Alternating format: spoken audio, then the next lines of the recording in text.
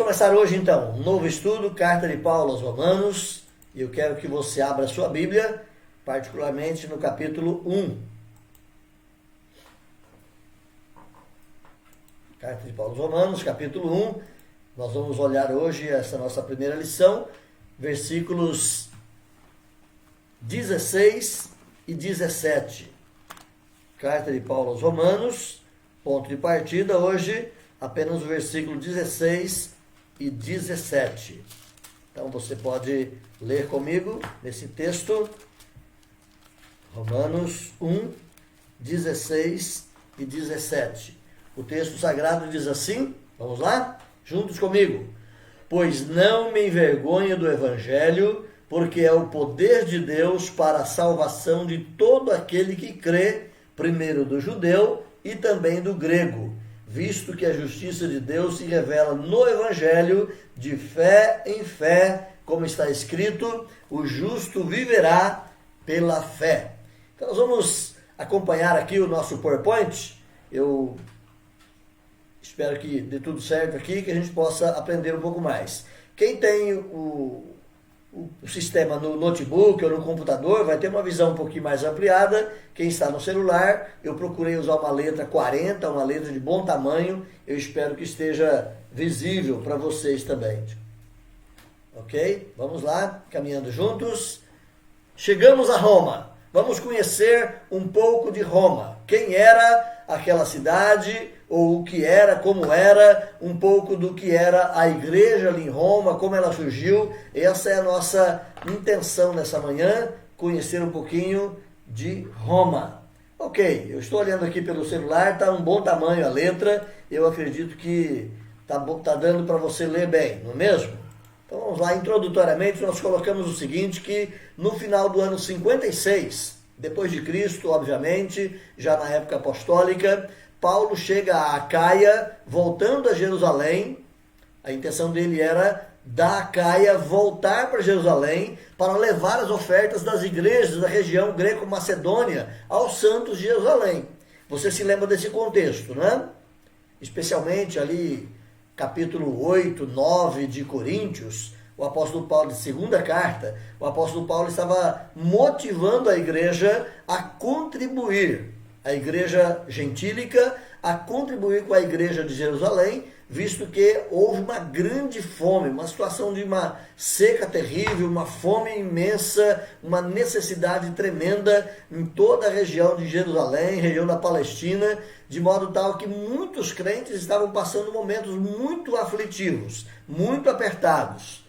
E nessa situação dessa fome toda que cercou não só Jerusalém, mas toda a região da Palestina, os apóstolos começaram então a levantar ofertas especiais das igrejas gentílicas, dos outros pontos do mundo, onde já o evangelho havia chegado, para que eles socorressem os irmãos de Jerusalém. Então Paulo havia arrecadado um bom valor, não sabe-se quanto, mas havia arrecadado ofertas de várias igrejas e estava agora na intenção de voltar para Jerusalém para levar aquela oferta e socorrer ali os crentes de Jerusalém.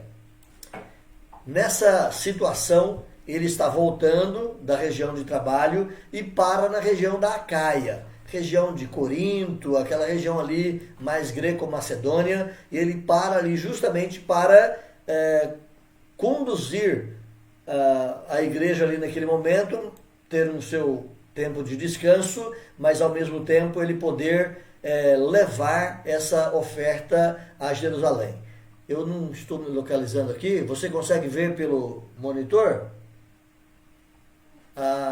Você está... Não, acho que está bem. Você está vendo aí, então, no seu mapa, né, tem um mapinha para você aí. Você vai estar vendo aí justamente Corinto. Paulo estava nessa região de Corinto, voltando para levar a oferta lá para a região de Jerusalém, e ficava mais aqui para baixo, na região do Mediterrâneo, ok? Então Paulo estava se preparando para essa volta, levando essa oferta para os crentes.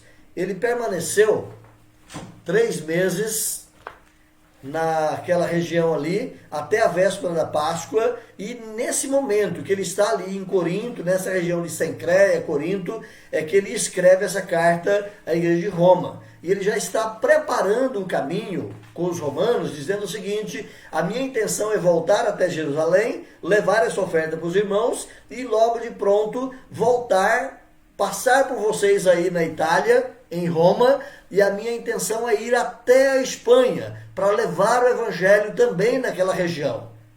Havia outros missionários já na Espanha, mas Paulo era uma peça-chave para fortalecer o trabalho missionário lá. Então a intenção de Paulo era ir a Jerusalém, entregar os donativos aos crentes em Jerusalém, voltar, passar pela Itália, em Roma, conhecer a igreja de Roma, que ele não conhecia, e seguir caminho até Espanha, pregando ali o evangelho. Então, Romanos é a primeira carta na sequência bíblica, não é mesmo? Você tem no Novo Testamento os 4 evangelhos, depois você tem o livro de Atos, e você começa com Romanos. Talvez, inadvertidamente, muitas pessoas podem pensar que Romanos foi a primeira carta escrita, mas não foi. Aliás, já é quase que uma das últimas cartas do apóstolo Paulo, escrevendo à igreja de Roma. A primeira carta a ser escrita, se fôssemos colocá-las em ordem cronológica, possivelmente seria a carta aos Tessalonicenses. Mas, por uma questão de distribuição de conteúdo na época da edição do texto bíblico, colocou-se dessa forma, como lá no princípio da igreja. Então, a primeira carta é a carta aos Romanos, mas ela não é a primeira carta escrita pelo apóstolo Paulo. Lembre-se sempre disso, ok? Roma foi fundada em 753 antes de Cristo. Ela era a capital do Império Romano, era a capital do mundo, então, naquela época, naquele contexto. Só para lembrarmos aqui, então, na época do apóstolo Paulo, essa cidade de Roma era praticamente a maior cidade do mundo. Era uma mega cidade naquele contexto. Ela tinha mais de 1 milhão de habitantes. Era uma cidade muito populosa. Era a maior cidade do mundo, como nós colocamos aí, com mais de 1 milhão de habitantes. Essa cidade também, ela era como esquina do mundo, o lugar onde se concentrava todas as atenções. Tudo que acontecia em Roma, todo mundo ficava sabendo. O restante do mundo, em questão de tempo, não tão rápido como nós hoje, mas em questão de tempo, todo mundo ficava sabendo o que aconteceu em Roma. E não é à toa que Paulo, então, escreve justamente essa abertura aí no versículo 8, do capítulo 1, né? Primeiramente, dou graça ao meu Deus, mediante Jesus Cristo, no tocante a vós, porque em todo mundo é proclamada a vossa fé. Não é apenas uma expressão de querer jogar confete naqueles irmãos ali de Roma, mas era para mostrar isso, que o que acontecia em Roma, todo mundo ficava sabendo. Então o cristianismo estava crescendo em Roma, o mundo inteiro já estava tomando conhecimento desse avanço do cristianismo ali em Roma também. Então não podemos perder isso de vista.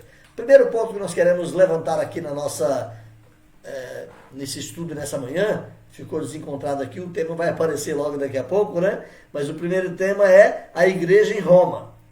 Então, Roma, ela é mencionada 8 vezes na Bíblia. Se você se lembra bem, aí no mapinha, localiza a bota.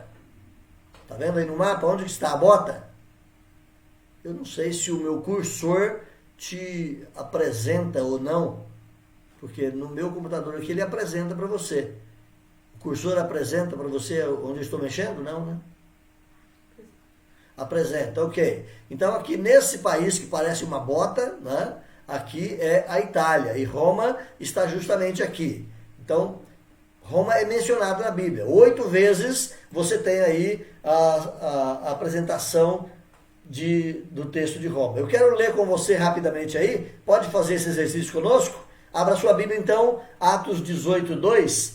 Atos 18:2 é a primeira menção de Roma na Bíblia. Está escrito assim: lá encontrou certo judeu chamado Áquila, natural do Ponto, recentemente chegado da Itália com sua mulher, em vista de ter sido Cláudio ou de ter Cláudio, o imperador de Roma na época, decretado que todos os judeus se retirassem de Roma. Paulo aproximou-se deles. Então essa é a primeira menção de Roma. Você vai perceber em tempos anteriores, ou em textos anteriores, a palavra romanos. Mas a cidade de Roma é aqui a primeira vez que é nomeada, que é citada a cidade de Roma. Você pode olhar também uma outra referência próxima aí, logo na frente, Atos 19, 21. Atos 19, 21 também é a próxima citação da cidade de Roma. Diz aí que, cumpridas estas coisas, Paulo resolveu no seu espírito ir a Jerusalém, passando pela Macedônia e Acaia, considerando, depois de haver estado ali, importa-me ir também a Roma. Olha só. Paulo tinha a intenção de ir a Roma e agora ele está na região da Acaia e Macedônia e Lucas está historiando isso. Lucas está registrando que a intenção de Paulo era ir até Roma. Outra referência que você tem, lá no capítulo 28, versículo 14. Lá no capítulo 28, versículo 14. Vai para lá, caminha sua Bíblia aí. 28, 14. Vai dizer assim que... onde achamos alguns irmãos que nos rogaram, ficássemos com eles 7 dias, e foi assim que nos dirigimos a Roma. Então é que depois daquela grande tempestade aqui no mar Mediterrâneo, onde Paulo quase morreu, toda a tripulação do navio quase foi naufragada, mas Deus garantiu que ia segurá-los, porque importava que Paulo desse testemunho lá em Roma, diante dos grandes líderes do império. E Deus então conduz Paulo, e agora já em terra seca, ele está se conduzindo, e ele vai dizer que ali eles acharam alguns irmãos, e foi assim que eles então se dirigiram a Roma. É a terceira vez que a palavra Roma vai aparecer aí na Bíblia. A quarta vez, Atos 23, 11, aliás ficou fora de ordem, né? A terceira vez é que era Atos 23. Me perdoe aí. Atos 23, 11, vai dizer que... eu pulei a leitura aqui, desculpe, né? Então, Atos 23, 11 vai dizer que na noite seguinte, o Senhor, pondo ao seu lado dele, disse: coragem, pois do modo que você deu testemunho ao meu respeito em Jerusalém, assim também importa que você dê testemunho em Roma. Então, é Deus encorajando Paulo. Depois é que vem o capítulo 28, 14, onde ele já passou o temporal, está em terra seca. Agora, o versículo 16 também vai dizer que uma vez em Roma, foi permitido a Paulo morar por sua conta, tendo em sua casa um soldado que o guardava. Olha só, então Paulo não ficou preso num cárcere, num calabouço, mas ele era um cidadão romano, um homem digno, e foi permitido a ele morar numa casa alugada. E ele ficou ali, então, morando naquela casa alugada, em companhia de um soldado, uma prisão domiciliar, mas ficou ali por volta de 2 anos. Então você tem 5 vezes a palavra Roma na Bíblia, no livro de Atos. Mas você vai ter mais outras 3 vezes. 2 vezes na carta de Paulo aos Romanos. Então no capítulo 1, versículo 7, você tem a expressão aí quando Paulo fala: a todos os amados de Deus que estáis em Roma, chamados para serdes santos, graça a vós outros da parte de Deus nosso Pai e do Senhor Jesus. Então, na introdução da carta, Paulo cita que ele estava se dirigindo aos amados de Roma. Mais uma vez, a cidade de Roma, nomeada, citada por Paulo, agora no texto de Romanos. Você tem também no versículo 15, pode olhar o versículo 15?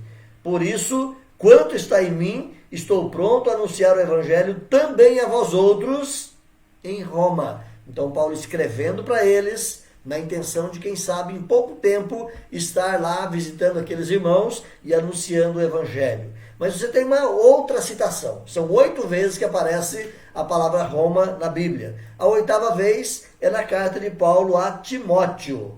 Na segunda carta, você pode olhar aí, capítulo 1, versículo 17. É isso? 2 Timóteo 1, 17. Você pode ir lá e ler conosco. Vai ser a última vez que a palavra Roma vai aparecer aí, então, na carta, ou no texto bíblico. 2 Timóteo 1, verso 17. Diz aí: antes, tendo ele chegado a Roma, me procurou solicitamente até me encontrar. Então, essas são as 8 vezes que você vai ter aí a palavra Roma, uma citação, uma referência à cidade de Roma. Então, a igreja de Roma, como foi que ela surgiu? Outros lugares da Itália também são citados na Bíblia. Não apenas Roma como a capital do império, mas também você tem aí outras citações de lugares, de cidades, né, de Itália também na Bíblia. Olha lá, você tem, por exemplo, a citação de Régio. Era um povoado, uma cidadezinha, antes de chegar a Roma, e Paulo estava agora indo já em terra seca, caminhando em direção a Roma. E ele passa por Régio. Diz aí, versículo 28, 13, lá no livro de Atos 28, 13, Lucas registra, Lucas estava com eles nessa viagem, e vai dizer, donde bordejamos, chegamos a Régio, e no dia seguinte, tendo soprado o vento sul, em 2 dias, chegamos a Puteoli. Então, eles passam por Régio. Na verdade, eu falei que era terra seca, mas eles ainda estavam chegando próximo a Roma, ainda na embarcação. Puteoli é o segundo texto, citado inclusive nesse mesmo versículo aí, onde hoje é a Baía de Nápoles. Olha só, um lugar hoje famoso, bonito, muito visitado turisticamente. Foi lá que Paulo passou há 2000 anos atrás. Versículo 28, 13 de Atos, você tem a citação de Puteoli, ou a atual Baía de Nápoles, onde Paulo estava chegando na sua viagem. Você vai ter também ainda uma outra citação, a Praça de Ápio, já bem mais encostado em Roma. Versículo 28, 15. Você pode olhar aí, 28, 15. Vai dizer que, tendo ali os irmãos ouvido notícias nossas, vieram ao nosso encontro até a Praça de Ápio e as 3 vendas. Vendo-os, Paulo, e dando por isso graças a Deus, sentiu-se mais animado. Então, na Praça de Ápio, Paulo já encontra alguns irmãos, já encontra alguns cristãos que vieram ao seu encontro. E você tem uma outra referência aí que está conjunta às 3 vendas. Eram povoados próximos, lugares adjuntos, onde Paulo se encontra ali com os irmãos.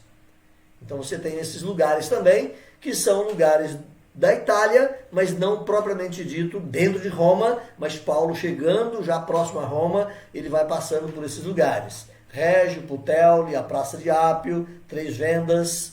O que ele comprou nas 3 vendas ninguém sabe até hoje, né? Mas Paulo passou por ali, chegando com os irmãos.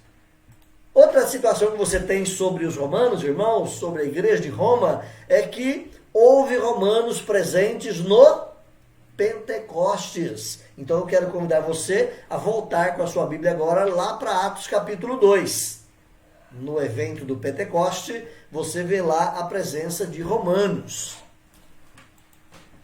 Romanos presentes lá em Pentecostes, naquele evento do derramamento do Espírito Santo, naquele dia tão significativo para a igreja, até hoje é uma marca fenomenal, a vinda do Espírito Santo para habitar conosco, para estar conosco. Naquele dia importantíssimo na história da igreja, havia romanos ali.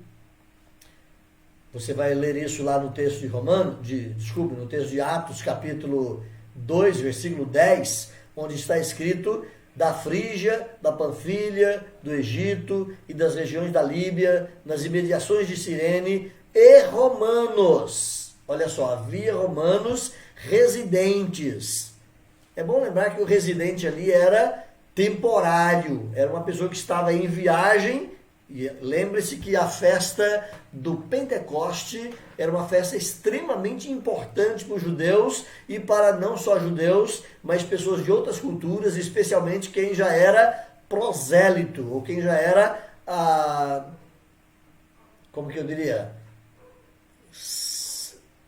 próximo ou interessado na religião judaica. Então, ele poderia já ter se tornado um prosélito ou estar no processo de se interessar pela religião judaica, e eles então visitariam certamente Jerusalém nas festas especiais. E Pentecoste era uma dessas festas. Se você se lembra, volta na história do povo de Israel, lá nos dias de Moisés, foi dito para Moisés que ele ensinasse ao povo que pelo menos 3 vezes no ano o judeu deveria comparecer a Jerusalém, porque havia 3 festividades especialíssimas que eles não poderiam deixar de praticar. Lembra disso?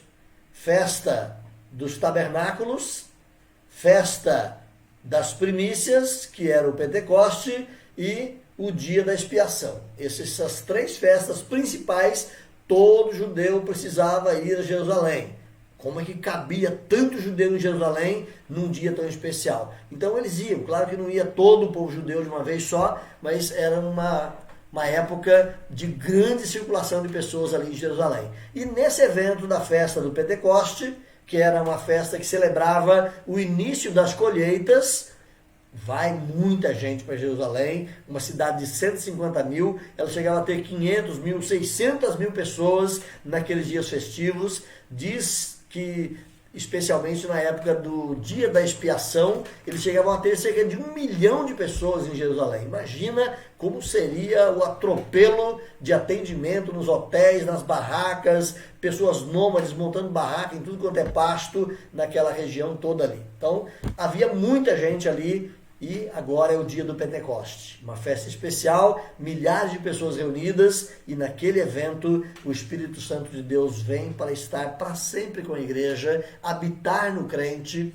e diz o texto, havia romanos ali. Então, lembra da presença dos romanos lá na festa de Pentecoste. Desse evento histórico, certamente, alguns se converteram, porque a Bíblia diz que houve 3.000 conversões naquele dia, e nós entendemos que também os romanos estavam presentes ali, envolvidos naquela situação tão dramática, onde o Espírito Santo convence e converte pessoas ao Evangelho de Jesus Cristo. E nesse evento histórico, então, voltaram alguns para Roma levando o Evangelho, e F.F. Bruce, que é um exegeta, um comentarista cristão, ele vai dizer no seu comentário, dizendo que esses romanos são o único grupo europeu a receber menção expressa entre os peregrinos. Se você for olhar, tem 16 nações citadas ali em Atos 2, de 8 a 12, de 8 a 11 mais ou menos, tem cerca de 16 nações. Mas a única nação da Europa que é citada são os italianos. Os romanos estavam lá cultuando a Deus e foram também convertidos a Jesus Cristo naquele grande evento. Olha só, onde é que começou a igreja de Roma? A gente pode dizer que a igreja de Roma começou em Jerusalém. Ela nasceu, os primeiros convertidos ali em Jerusalém, e uma vez convertidos, eles voltam para Roma agora, levando o Evangelho de Jesus Cristo. Então, quem fundou a igreja em Roma? Existe uma tradição que Pedro foi o homem mais importante da história da igreja em Roma, aquela coisa toda que o catolicismo romano tenta colocar para expressar que Pedro é o primeiro papa, aquela coisa toda, mas Pedro, ele foi sim, trabalhou em Roma, mas quem sabe depois de uns 30 anos, depois que a igreja já havia nascido em Roma. Pedro não foi o fundador da igreja de Roma. Quem fundou a igreja de Roma? Nós não sabemos. Não se sabe como e quando a igreja de Roma de fato nasceu. Mas sabemos que pode ter sido exatamente ali naquele grupo de romanos que foram a Pentecoste, participaram da festa, converteram-se, receberam o Espírito Santo, receberam instrução, possivelmente muitos deles já eram prosélitos judaicos, ou seja, já conheciam a Escritura, já entendiam que Deus é o único Deus verdadeiro, não tinham ainda Cristo em seu coração, mas tinham o Evangelho pregado através do Velho Testamento. Eles conheciam e amavam a Escritura, e eles voltaram para Roma agora com o conhecimento de que Jesus é o Messias, ele veio cumprir a promessa de salvação de Deus, e voltam para Roma agora com uma nova proposta. Não ser apenas seguidores do judaísmo, mas seguidores do Cristo, do Messias, do Filho de Deus. Aí nasce então a igreja. Agora no ano 49, lembra que o Pentecoste aconteceu possivelmente lá pelo ano 35, 33, depende de como nós olhamos o calendário, mas agora no ano 49, cerca de 15, quase 20 anos depois, o imperador Cláudio expulsou os judeus de Roma. Paulo estava em Corinto e nessa época ele encontra um casal de crentes vindo nessa leva de pessoas expulsas, era Áquila e Priscila. Já eram obreiros lá em Roma, já estavam anunciando o evangelho lá em Roma. Áquila e Priscila antes mesmo de Paulo. Você pode olhar aí então o texto de Atos 18:2. Dá uma olhadinha lá. Atos 18:2. Eu vou esperar que você chegue lá. Atos 18:2.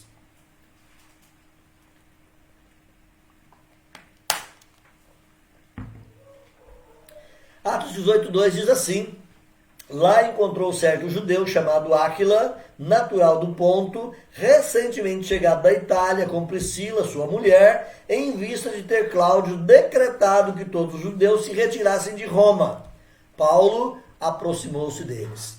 Então, nesse contexto, é só para a gente perceber que já existia uma igreja em Roma. Áquila e Priscila eram missionários operantes, eles eram apaixonados pelo evangelho, e você vai perceber depois em Atos 19, por exemplo, que Áquila e Priscila estão instruindo Apolo, que era também um outro intelectual, entendido, mas também não conhecia o evangelho, e Áquila e Priscila estavam ali instruindo Apolo no conhecimento do evangelho de Jesus. Não foi Paulo que criou ou que fundou a igreja de Roma, porque ele foi a Roma como prisioneiro 3 anos depois de ter escrito a sua carta. E a sua carta já foi escrita bem depois, quando a igreja de Roma já estava instalada. Então, só para percebermos que muitos pensam que foi Paulo que foi lá e fundou, outros falam que foi Pedro, mas não foi nem A nem B. Né? Nem Paulo, nem Pedro, mas cristãos anônimos, que nós nem sequer sabemos o nome, estando lá em Atos 2, no evento do Pentecoste, voltaram para Roma e certamente foram eles os responsáveis por plantar ali a igreja em Roma. A igreja de Roma, meus irmãos, ela era composta de gentios e de judeus. Quando você lê a carta, especialmente os capítulos finais, capítulo 16, você vai ver ali Paulo citando várias pessoas, tanto gentílicas quanto pessoas de origem judaica. A palavra gentio, ela aparece 23 vezes na carta aos Romanos. Olha só. É uma palavra que denomina ou que indica pessoas de cultura não judaica presentes na igreja. Então, Paulo escreveu cerca de 23 vezes na carta aos Romanos essa palavrinha. A palavra judeu aparece 13 vezes. Então, só por aí já dá para perceber quem era mais presente na igreja de Roma. Eram gentios ou judeus? Então, algumas pessoas vão avaliar por essas informações que Paulo põe ali, pelas citações, e vão acreditar que a maioria dos crentes de Roma eram gentios, com base nessas citações do apóstolo Paulo. Claro que é uma definição, uma conclusão que pode ser não precisa, não muito exata, mas é um indicativo que pode realmente ser levado em consideração que a igreja de Roma tinha bem mais gentios do que judeus. Segundo ponto aí na nossa revista, na nossa lição, data e circunstância. Quando foi escrito de fato a carta? Vamos lá? A carta aos Romanos ela foi escrita por Tércio. Interessante, né? Carta de Paulo aos Romanos. Mas quem escreveu não foi Paulo. Quem escreveu a carta de Paulo aos Romanos foi Tércio. É claro que nós temos que entender aqui, Tércio ele era um escriba, ele era um amanuense, ele era uma pessoa que tinha uma caligrafia boa, tinha uma condição boa para escrever, e Paulo ia ditando e falando, e Tércio ia ali compilando a carta, ele ia escrevendo a carta conforme Paulo ia ditando. Você vai ter essa citação aí, lá no capítulo 16, versículo 22. Pode olhar lá? Capítulo 16, versículo 22. Você vai ver aí a citação, o próprio Tércio finalizando a carta e dizendo: eu, Tércio, que escrevi esta epístola, vos saúdo no Senhor. Então a carta era de Paulo, mas quem escreveu foi Tércio. Por que é que nós podemos perceber Paulo precisando de alguém para escrever a sua carta? Pensa comigo. Paulo era o jovem ou Paulo era o velho? Paulo era o velho. Paulo já era aqui o idoso. Se você conseguir imaginar na linha do tempo, Paulo vai sair desse momento de escrita da carta, vai descer até Jerusalém, lá ele vai ser preso, vai ficar 2 anos preso ali nas cercanias de Jerusalém, e depois ele vai ser levado para Roma. Cerca de 3 anos depois é que ele vai chegar a Roma e conhecer aquela igreja. Olha só, Paulo vai ficar detido por um tempo e depois é que ele vai... Então já era bem próximo, quase que ao final da vida de Paulo, quando ele escreve essa carta. Então Paulo já era o idoso. Para a gente compreender um pouquinho mais a situação, Paulo foi apedrejado não só uma vez, mas mais de uma vez, e deduz-se que nesses apedrejamentos de Paulo, ele levou pedradas no rosto, pedradas no olho, pode ter sido assim, ou quem sabe em função, alguns vão pensar dessa forma, que em função da própria grande luz que ele viu na sua conversão, isso lhe queimou também as retinas. Eu prefiro acreditar mais no apedrejamento, que ele foi machucado em apedrejamentos e atingiu seus olhos. Quando ele escreve a carta aos Gálatas, ele fala que o amor dos cristãos da Galácia era tão grande por ele, que se pudessem, eles arrancariam os próprios olhos para dar para Paulo. Mas por que eles precisavam arrancar os olhos para dar para Paulo? Pensa comigo. Paulo tinha uma doença nos olhos. Paulo tinha os seus olhos machucados, talvez lacrimejantes, aquele líquido saindo constantemente, não era nem sequer uma visão muito bonita, mas Paulo tinha essa deficiência. Agora já idoso, com os olhos deficientes, escrevendo à luz de lamparina, ele já não tinha mais condição de fazer isso, então Tércio é quem vai escrever a carta de Paulo aos Romanos. Paulo vai ditando e Tércio vai escrevendo. Olha só, você percebe isso aí na própria narrativa bíblica. A data da escrita possivelmente seja o ano 57, quando Paulo estava em Corinto. Lembra? Paulo chega em Corinto na primavera do ano 56, fica por ali por volta de 3 meses e possivelmente já entrando no ano 57 é que Paulo escreve essa carta. Estando em Corinto, região de Cencreia, ali na Macedônia, Paulo está interessado em vir para Jerusalém para levar a oferta aos crentes e depois voltar para Roma e poder ir então até a Espanha pregando o evangelho. Mas cerca de 3 anos antes é que Paulo escreve então essa carta, antes de conhecer a igreja, é que Paulo escreve então essa carta, e você tem isso lá no capítulo 20, versículo 2 e 3, lá em Atos. Pode olhar lá? Atos 20, 2 e 3 diz assim: havendo atravessado aquelas terras, fortalecendo os discípulos com muitas exortações, dirigiu-se para a Grécia, onde se demorou 3 meses. Tendo havido uma conspiração da parte dos judeus contra Paulo, quando estava para embarcar rumo à Síria, ele determinou voltar pela Macedônia. Então é estando nessa região aí, para salvar até a sua vida de uma conspiração dos judeus, é nesse período que ele passa em 3 meses, é que ele escreve então essa carta à igreja de Roma. O objetivo é fortalecer os cristãos em Roma e apresentar um projeto missionário que Paulo tinha em mente. Paulo tinha a intenção de continuar pregando o evangelho. Ele vai dizer para os cristãos: olha, estou escrevendo essa carta para fortalecer vocês no evangelho, firmar a fé de vocês. E como eu disse no começo, a carta de Paulo aos Romanos é o melhor tratado teológico, é a melhor exposição doutrinária que você tem na Bíblia, de uma forma mais organizada. A nossa pecaminosidade, o sacrifício de Jesus Cristo, a pessoa do Salvador, o valor da sua obra redentora, a nossa salvação, a garantia da nossa salvação. É ali que Paulo trata dessas questões todas. Então, ele tinha um plano em mente. Primeiro, fortalecer os crentes de Roma, escrevendo para ajustar a fé desses irmãos. Segundo, dizer para eles: eu pretendo passar por lá, mas que a minha intenção não é ficar muito tempo com eles, mas ir até a Espanha pregar o evangelho.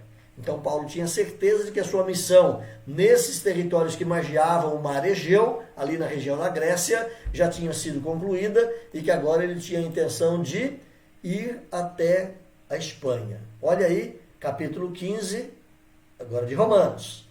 Capítulo 15, versículo 23, lá em Romanos. Volta lá. Romanos 15, 23, Paulo vai dizer, mas agora, não tendo já campo de atividade nessas regiões e desejando muito visitar-vos, olha só, então ele tinha certeza, acabou, não tem muito mais o que fazer aqui, já plantei igrejas, já fortaleci igrejas, já colocamos presbíteros, diáconos, tem todo mundo aqui sendo liderados, trabalhados, agora eu posso ir para outro lugar.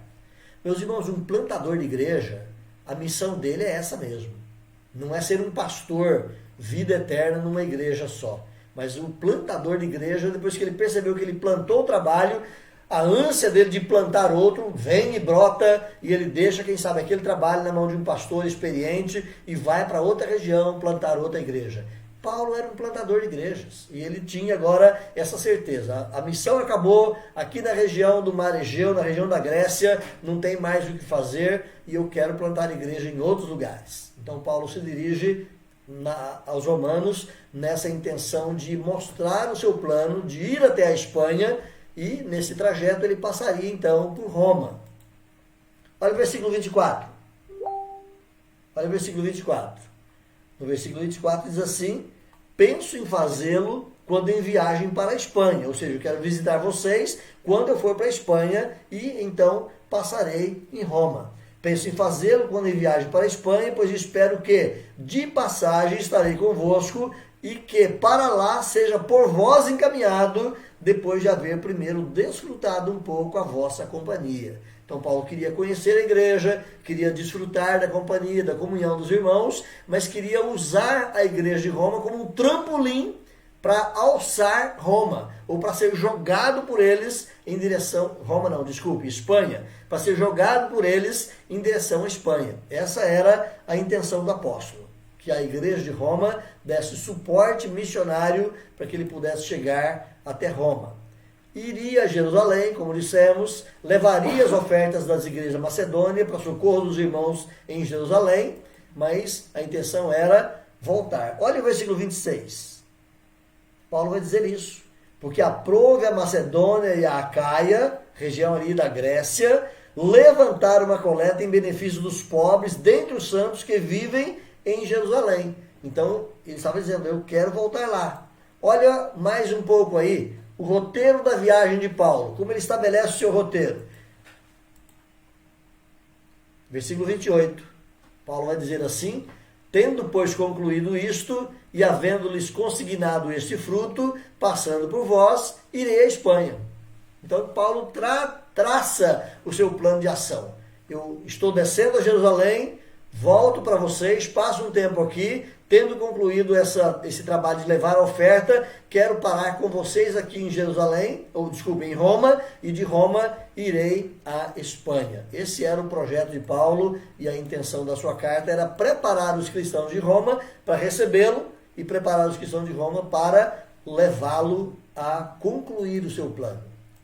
O plano de Paulo é realizado? Vamos pensar o seguinte, Paulo foi para Jerusalém, entregou a oferta para os crentes lá, e daí? Houve uma traição danada em cima de Paulo, e Paulo foi preso.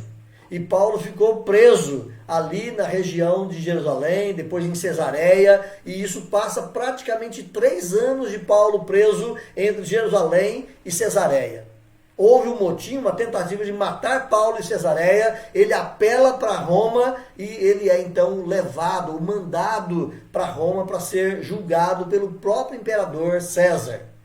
Então Paulo fica 2 anos em prisão em Roma depois que ele é levado. E olha só, cerca de 3 anos preso entre Jerusalém e Cesareia e depois mais 2 anos preso em Roma. Preso 2 anos em Roma, o que se deduz é que Paulo foi solto. Quando você lê o texto de Atos capítulo 28, versículo 30, vai dizer que Paulo, por 2 anos, permaneceu na sua própria casa, ou seja, uma casa alugada, que alugara, onde ele recebia os que o procuravam. Ele estava preso, mas com uma tornozeleira eletrônica. Bem, não era bem isso não, né? Era um guarda do seu lado. Ele tinha um policial sempre ali, cuidando dele. E ele ficou ali 2 anos nessa condição de preso. Mas quando ele escreve a carta aos Filipenses, Paulo estava em Roma nesse período de prisão. E ele vai dizer que, convencido disto, estou certo que ficarei aqui na terra ainda. Paulo está falando sobre morrer e ir para o céu, então permanecer aqui na terra, né? Ele fala que lá é incomparavelmente melhor e tal, mas que eu estou convencido que eu devo permanecer aqui. Ele fala, convencido disto, de permanecer aqui entre vocês, eu ficarei e permanecerei com todos vós para o gozo e progresso da vossa fé. A intenção de Paulo era também ir até Filipos, saindo dessa primeira prisão ali em Roma. Estava perto, ele ia sair, ele sabia disso. Escreve aos Filipenses dizendo que ele iria lá. Quando ele escreve a carta a Filemon, olha só que interessante.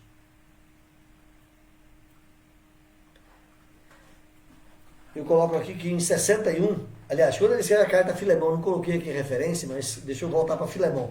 Quando ele escreve a carta para Filemon, ele fala para Filemon o seguinte: e ao mesmo tempo, prepara-me também pousada, pois espero que por vossas orações vos serei restituído. Olha só, Paulo estava dizendo exatamente isso. Eu estou aqui preso em Roma, está na hora de eu sair daqui, estou mandando para vocês aí o Onésimo, que é uma pessoa que se converteu aqui na prisão comigo, e ele era escravo de alguém aí de Colossos. Estou mandando ele de volta para Colossos, escrevendo uma cartinha lá para Filemon, e ele fala para Filemon, eu estou convencido que eu vou ser solto, então eu quero que você já prepare pousada aí para mim. Então Paulo seria solto naquele meio tempo, e ele iria até Colossos e passaria um tempo lá com Filemon, e nesse momento que ele estava devolvendo o escravo fugitivo de Filemon. Paulo preso 2 anos em Jerusalém, ou 1 ano em Jerusalém, mais 2 anos em Cesareia, agora mais 2 anos em Roma, Paulo vai ser solto. Em 61, Paulo é solto, ele retoma suas viagens e exerce mais 2 anos de ministério, especialmente ali na região da Ásia Menor. Você tem ali Colossos, Hierápolis, Laodiceia, aquelas igrejas do Apocalipse presentes ali nessa região da Ásia Menor e na Grécia. E de lá, nesse período, é que ele escreve, por exemplo, a carta a Tito e a primeira carta a Timóteo. Só para lembrar aqui o trajeto de Paulo. Então, no ano 65 agora, Paulo foi preso novamente. Parece que, entre essa primeira prisão em Roma, ele volta para trabalhar na região da Ásia e da Grécia. Parece que, então, nesse período é que ele chega a ir até Roma e vai até a Espanha. A leitura que se faz da Escritura é que ele pode ter chegado sim a ter o ministério na Espanha, e depois é que ele volta. Voltando, passando por Roma, Nero tinha colocado fogo em Roma naqueles dias. E Nero manda prender também alguns cristãos, e dentre eles Paulo era um homem influente. Paulo é preso, essa é a última prisão de Paulo. Ele fica preso ali durante algum tempo. Nesse período da sua prisão, a última prisão, é que ele escreve a carta de Paulo a Timóteo, a segunda carta, e depois, nesse meio tempo, ele é julgado, ele é condenado, ele é executado, ele é decapitado pelo Império Romano. Olha só, então essa é a trajetória de Paulo em relação à igreja de Roma.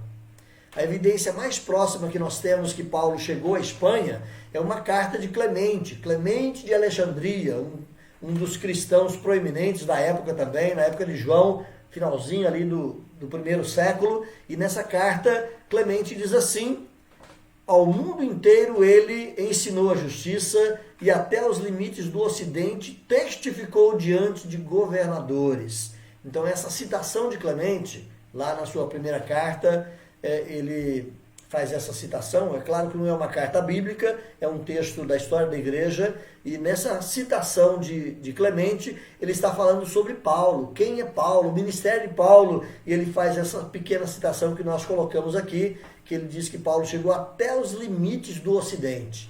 Olha só, então pode ser uma citação que Paulo tenha ido mesmo à região europeia, mais acima, e tenha chegado à Espanha, onde ele anunciou ali o Evangelho e testificou diante de governadores.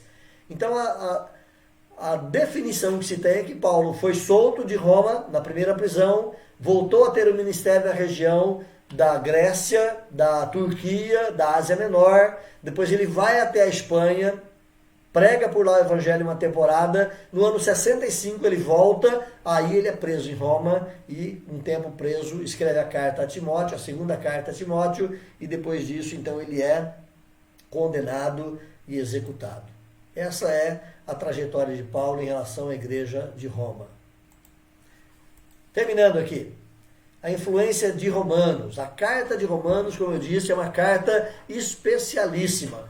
Todos nós deveríamos ler essa carta pelo menos 2, 3 vezes por ano, e de preferência ler numa sentada, ler numa sequência a carta toda. É uma carta riquíssima no conhecimento do Evangelho, das doutrinas fundamentais da graça para nós. Você precisa ler Romanos sempre. Mas a carta de Paulo aos Romanos, ela foi extremamente importante para a igreja naquela época e ela continua sendo importante na história da igreja e muita gente grande, muitos dos grandes pensadores, teólogos, reformadores foram influenciados pela carta de Paulo aos Romanos. Ela tem sido de grande influência na conversão e na vida de centenas de pessoas ao longo da história. E mesmo em nossa época, muitos cristãos proeminentes foram atingidos pela pregação de Paulo aos Romanos. Eu sou um deles. Mas eu sou um dos menores. Mas você pode lembrar, por exemplo, Agostinho de Hipona. Agostinho de Hipona era um camarada promíscuo, mulherengo, era um homem que não tinha os valores do cristianismo, era um filósofo de alto quilate na sua época e certa feita, diz que ele já estava extremamente inconformado com os conceitos e valores humanos, e certa feita ele estava no alpendre, na área da casa onde ele morava, e um moleque, um garoto, passa pela rua gritando, tole lege, e jogando pequenos pedaços de pergaminhos para as pessoas lerem. Tole lege significa pegue e leia, tome e leia. Então ele pegou aquele pedaço de pergaminho e naquele pedaço de pergaminho, um folhetinho evangélico da época passada, estava escrito exatamente o texto de Paulo aos Romanos, capítulo 1, versículo 16 e 17, quando Paulo fala que o justo viverá pela fé, que o evangelho é o poder de Deus para a salvação de todo aquele que nele crê. E ali, Agostinho já era um conhecedor da palavra, que ele era um filósofo, conhecia de tudo, e ele começou então a refletir, e ali, a partir daquele texto, Agostinho foi convertido à fé em Cristo Jesus. Outra pessoa, William Tyndale, já na época da pré-reforma, ele nasceu em 1484, ele foi um pré-reformador, mas já entra ali também na época da reforma. Ele foi extremamente importante para o povo inglês, e esse homem também é convertido a partir da leitura da carta de Paulo aos Romanos. Charles Cranfield, também um homem extremamente importante, agora aqui na nossa época, nasceu em 1915, morreu em 2015, né? Um homem que viveu uma vida longa e ele foi convertido também ao Evangelho a partir da carta de Paulo aos Romanos. Karl Barth, um grande exegeta, pregador da Escritura, morreu em 1968, e Karl Barth, ele também foi convertido a partir da carta de Paulo aos Romanos. John Wesley, ficou errado o nome de Wesley ali, mas é John Wesley, você pode corrigir aí depois. Ele morreu em 1791, foi o grande pregador que saiu da igreja anglicana e acabou fundando o que hoje é a igreja metodista, porque a igreja anglicana estava tão secularizada, tão parada quanto ao evangelho, e Wesley, não só ele, mas o irmão e outros também saem dali e criam um movimento de renovação, de movimento de pregação do evangelho, e ele também, John Wesley, convertido a partir da carta de Paulo aos Romanos. João Calvino, o nosso mentor, o nosso grande teólogo, sistematizador da doutrina, ele também se converteu a partir da pregação, da leitura e do conhecimento da carta de Paulo aos Romanos. Philip Melanchthon também foi um outro pré-reformador e reformador junto com Lutero, foi um dos braços direitos ali de Lutero. Philip Melanchthon, ele também se converte por causa da carta de Paulo aos Romanos. Lutero, o próprio grande Lutero, reformador, é um desses também que também lê ali o mesmo texto, inclusive, de Agostinho. O justo viverá pela fé. E ele é convencido pelo Espírito Santo e é convertido a partir da carta de Paulo aos Romanos. Um último nome, mais próximos a nós aqui, John Stott. Morreu agora em 2011, há pouco tempo atrás, e John Stott também, ele é convertido a partir da carta de Paulo aos Romanos. Então, não só esses homens, mas muita gente foi atingida pela graça de Deus a partir dessa carta. O que eu posso dizer para você? Para concluir aqui o nosso estudo dessa manhã. Leia a carta de Paulo aos Romanos. Sempre. Faça isso. Tome um propósito de vida de ler pelo menos uma vez por ano, quando pouco. Mas se puder, leia mais. Leia a carta de Paulo aos Romanos sempre. E você vai ter nela ali subsídio para sustentação da sua fé, para fortalecimento da sua fé, para enriquecimento da sua vida, podendo inclusive levar o Evangelho da Salvação a muitas outras pessoas. Então estude a carta de Paulo aos Romanos, descubra quantas bênçãos e o poder que está inserido nessas linhas tão preciosas escritas por Paulo. Estude essa carta, medite nela, se alimente dela. É feijoada, é alimento pesado, é alimento sólido. Principalmente quando você lê capítulos 9 a 11 de Romanos, é feijoada mesmo. Tem que ter boa base bíblica para compreender tudo aquilo que Paulo fala nessa carta de Paulo aos Romanos. Quando Pedro escreve a sua carta, a segunda carta, lá no finalzinho, Pedro vai dizer o seguinte, que muita gente deturpa o que Paulo escreveu, porque Paulo escreveu coisas profundas demais. Você pode ver isso lá, segunda carta de Pedro, capítulo 3, verso 16 ali, Pedro está dizendo isso, olha só, para os romanos, a quem Paulo tinha escrito essa carta profundíssima, com extrema profundidade teológica. Então é uma carta realmente pesada, mas é uma carta que precisa ser lida por mim e por você. Feijoada é bom comer, nem sempre todo dia, mas é bom comer uma boa feijoada, uma comida mais substancial. A carta de Paulo aos Romanos é essa comida substancial. Como eu disse, é a mais completa exposição de teologia elaborada pelos apóstolos. Você precisa ler essa carta sempre. Ok? Gente, essa é a nossa introdução ao estudo da carta de Paulo aos Romanos. Se fosse lá na igreja eu tinha demorado um pouco mais, né? Mas aqui acabou um pouquinho mais cedo.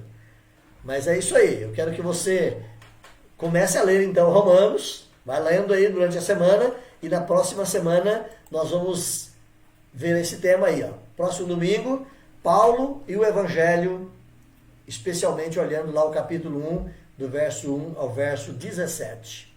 Esteja conosco, próximo domingo, às 9 da manhã, Paulo e o Evangelho, continuando esse estudo aqui da carta de Paulo aos Romanos. Não falte, ok?